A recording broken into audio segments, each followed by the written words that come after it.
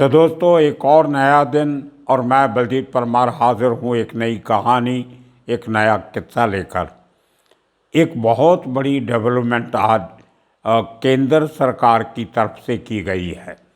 आने वाले दिनों में जिन गैंगस्टर्स का किसी ना किसी देश विरोधी कार्रवाई में भागीदारी पाई जाएगी, उन गैंगस्टर को छोड़ा नहीं जाएगा। माना आने वाले दिनों में गैंगस्टर्स के लिए बहुत ज़्यादा मुश्किलें पैदा हो सकती हैं। इस बात का खुलासा हमारी जो सबसे बड़ी जो नेशनल इन्वेस्टिगेटिंग एजेंसी है NIA, उसकी तरफ से किया गया है।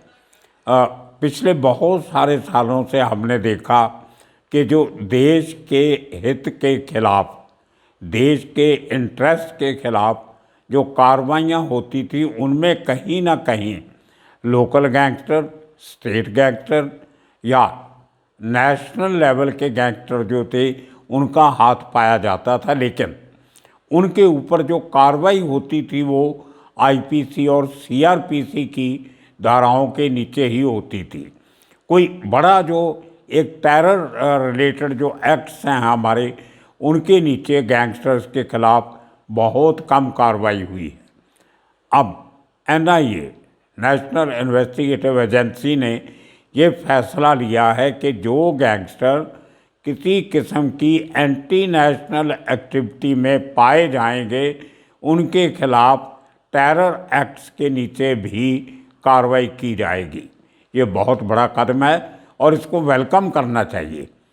हमारे देश में आज तक जितने बड़े हादसे हुए हैं, वो भले किसी भी राज्य में टेरर रिलेटेड कार्रवाइयाँ हो या कहीं मुंबई के 1993 के ब्लास्ट की बात हो, कहीं ना कहीं उन सब में टेररिस्टों के साथ साथ लोकल क्रिमिनल्स का रोल बहुत अहम रहा है और कानून ने इस बात को माना है कि इन लोगों का हाथ इस किस्म की कार्रवाइयों में था। लेकिन कभी किसी ने उस पुरानी गलतियों को सुधारने का काम नहीं किया, जो शायद आज इतने सालों के बाद होने जा रहा है। हमने देखा कि वो स्मगलर लोग जो मुंबई में सोना, चांदी और इस किस्म की इलेक्ट्रॉनिक गुड्स स्मगल करते थे, उन्हीं लोगों ने, वो जो गैंगस्टर थे पुराने, जो क्रिमिनल थे, बेसिकली स्मगलर थे, लेकिन कभी उनको एंटी नेशनल एक्टिविटीज़ में नहीं गिना गया, क्योंकि उसके बहुत से कारण थे। हमारी एजेंसीज भी, हमारे कस्टम वाले, हमारे DRI वाले कहीं ना कहीं अंदर खाते जो सोचते थे कि अगर सोने की स्मगलिंग हो रही है तो इससे देश का नुकसान इतना नहीं है जितना दूसरी चीज़ों की स्मगलिंग से हो सकता है। सोना है, देश में आ रहा है, जितना सोना देश में होगा उतनी देश की इकॉनमी स्ट्रांग होगी, उतना देश के फॉरेन रिजर्व स्ट्रांग होंगे। लेकिन हमारे उस समय के विशेषज्ञ, एक्सपर्ट्स, ये भूल जाते थे कि अगर सोना देश में आ रहा है तो उसको खरीदने का पैसा भी तो बाहर जा रहा है। यहाँ से हवाला से इंडियन करेंसी, हिंदुस्तान का पैसा बाहर जाएगा, उसी पैसे से वो सोना खरीदा जाएगा और वो सोना फिर हिंदुस्तान आएगा।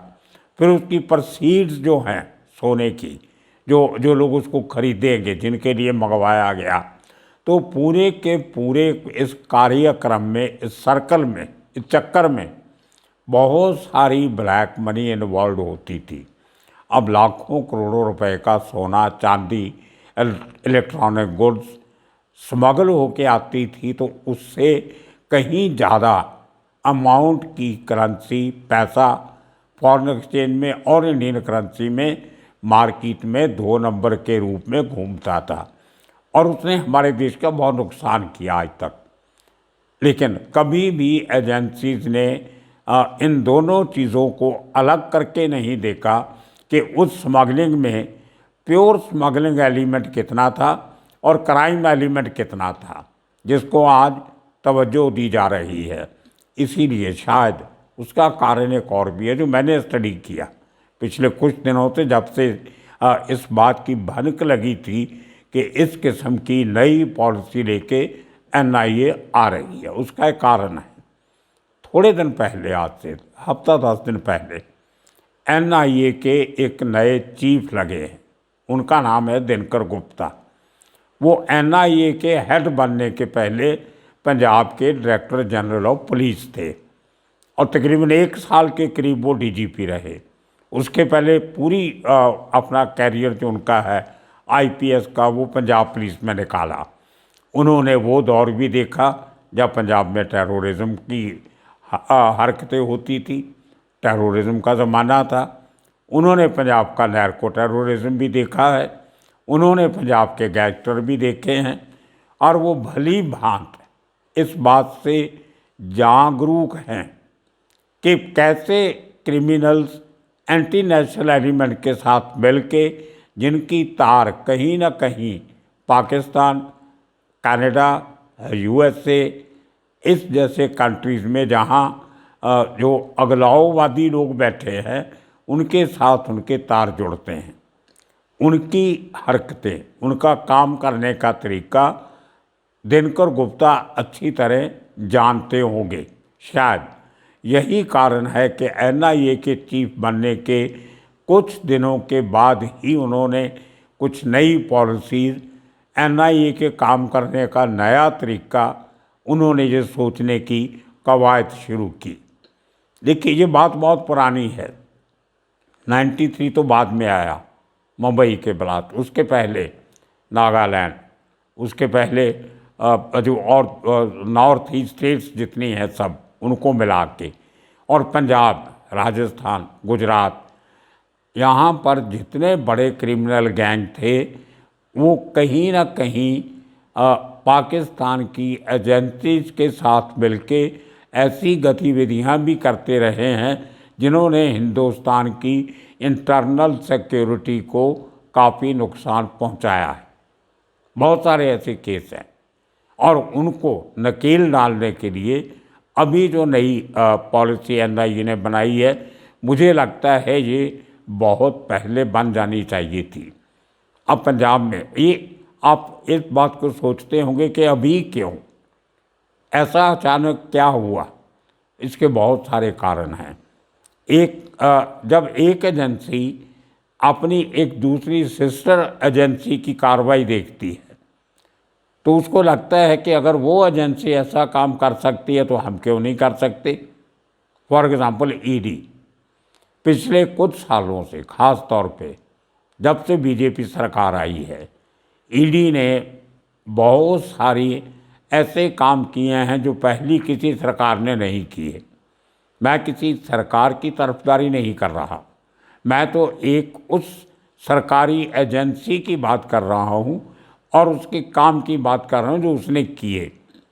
काम गलत हुए, गलत तरीके से किए गए, सही तरीके से नहीं किए गए, विंडिक्टिव नेचर से किए गए, दुश्मनियाँ निकालने के लिए किए गए, लेकिन वो सब के सब जो पक्षपात है वो एक जगह, अपनी जगह, उनके ऊपर जजमेंट देना हमारा आपका काम नहीं है। सोचना है, हम देखते हैं, महसूस भी करते हैं, लेकिन जब उसके ऊपर सुप्रीम कोर्ट की मोहर लग जाती है कि ED जो कर रही है सही कर रही है, एनफोर्समेंट डायरेक्टरेट को जो अरेस्ट के अधिकार हैं, रेड मारने के अधिकार हैं, वो सब सही हैं।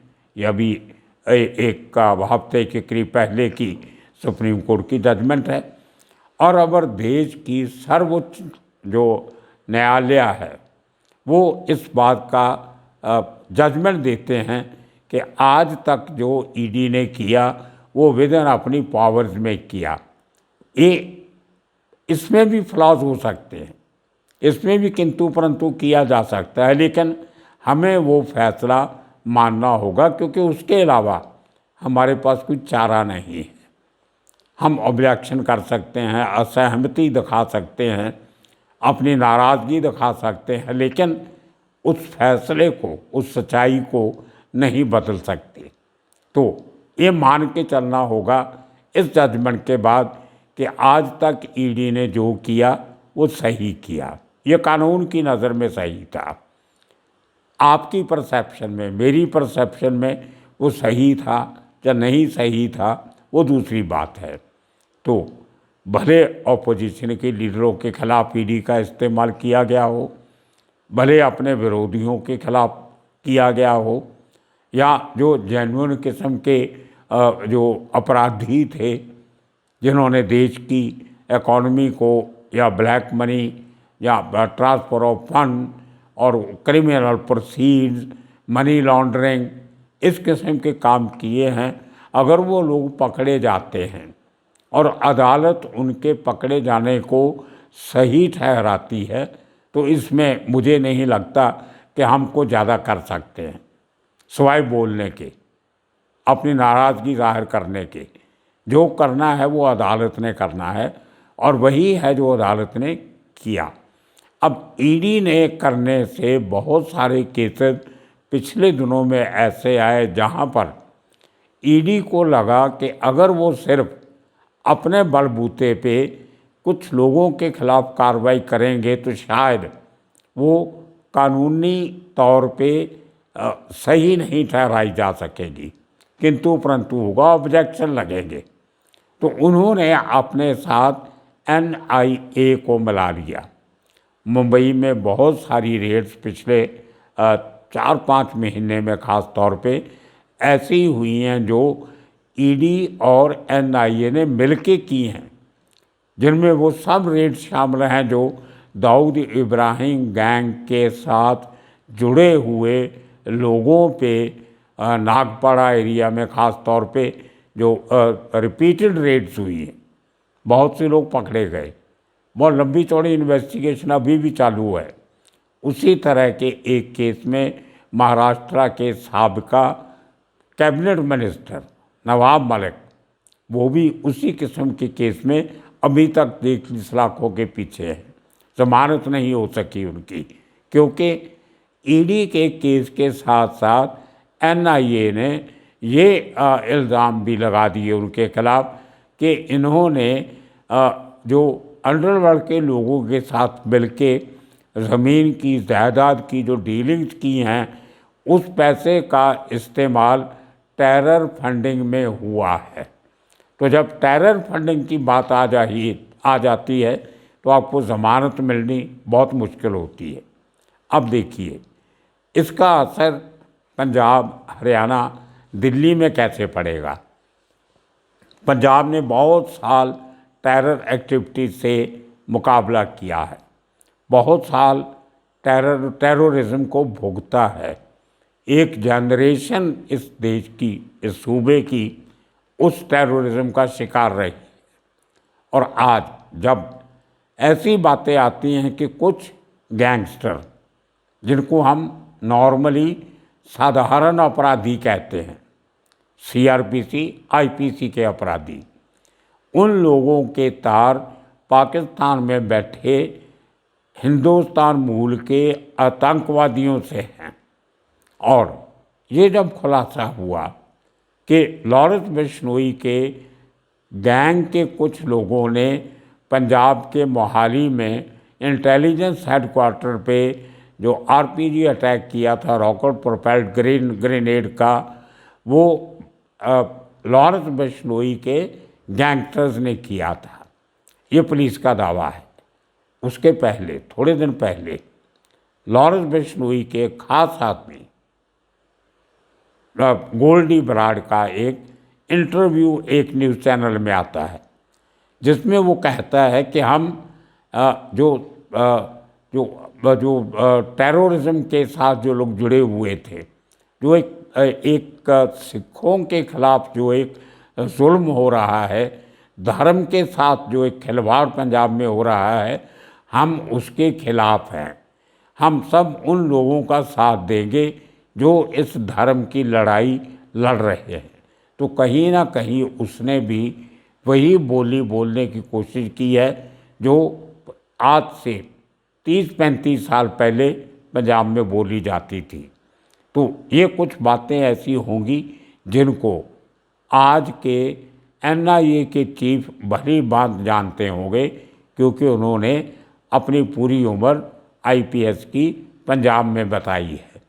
तो शायद मुझे लगता है उनके जो पर्सनल एक्सपर्टीज़ था, पर्सनल एक्सपीरियंसेस थे, उसको आगे बढ़ाते हुए उन्होंने इस किस्म का फैसला लिया होगा कि आगे से जिन अपराधियों का, गैंगस्टर्स का टेररिज्म के साथ कोई तालमेल सामने आएगा, उनको बख्शा नहीं जाएगा। और मुझे लगता है आने वाले दिनों में जो बहुत सारे लोगों का अंदर खाते, politician, bureaucrats, gangster, smuggler, narco smuggler, extortionist, blackmailers, black marketeers, mining mafia, शराब माफिया, लैंड माफिया और रियल एस्टेट माफिया, इस सब किस्म के लोग जो अपने पैसे के बलबूते पे हुकूमत कर रहे हैं और आगे इसको बढ़ाने की कोशिश कर रहे हैं, उनको बहुत बड़ी लगाम लगेगी, एक नकेल लगेगी। जो लोग बड़े बड़े गैंगस्टर्स को धर्म के नाम पे बरगला के एक्सप्लॉइट करके आगे खड़ा करते हैं, उसमें हम किसी गैंगस्टर को क्लीन चिट नहीं दे सकते। अगर वो ये काम उनके इशारे पे करते हैं तो कहीं ना कहीं मिली भगत गलती उनकी भी है। तो मुझे लगता है कि आने वाले दिनों में अगर इस पॉलिसी को अच्छी तरह पूरी ईमानदारी से, सख्ती से लागू किया जाता है तो पंजाब में अमन शांति का माहौल बरकरार रखने में बहुत बड़ी मदद मिलेगी। इस किस्म की कार्रवाई जब महाराष्ट्र सरकार में हुई थी 93 के बाद, तो अंडरवर्ल्ड की गतिविधियों पे बहुत बड़ी ब्रेक लगी थी। और आने वाले 3-4 साल में 96-97 तक मैक्सिमम गैंगस्टर्स, जिनका नंबर 1200-1300 से ज़्यादा था, उनको एनकाउंटर से ढेर करके मार दिया गया था। और उनको जो उनका जो नेटवर्क चल रहा था उससे उनको तोड़ के दूर कर दिया गया था।